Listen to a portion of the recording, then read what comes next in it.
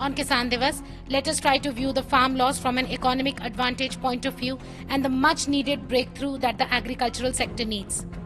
The centre has clarified the 3 farm bills and stated that the system of minimum support price MSP will stay, safety of farmers' land is assured, and that their interests are protected.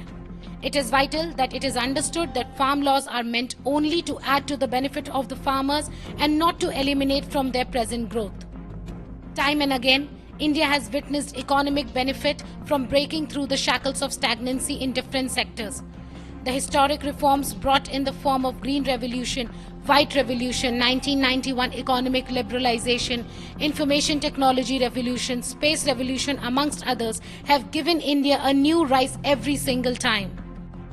Learning from previous historic experiences and sidelining the fear of the unknown can boost Indian farming sector's competitiveness as well. It is imperative that we understand that the government has taken a step in the right direction.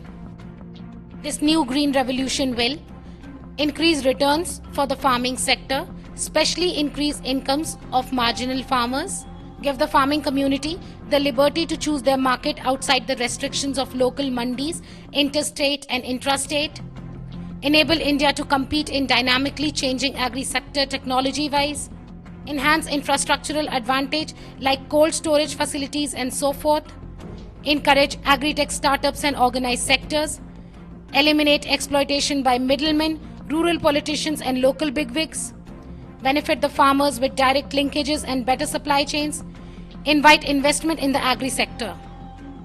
In the past decade, India has evolved on various forums, from foreign policy to space, from energy sector to labour market. Why should then the agricultural sector be left stagnant to lag behind in the competitive 21st century race?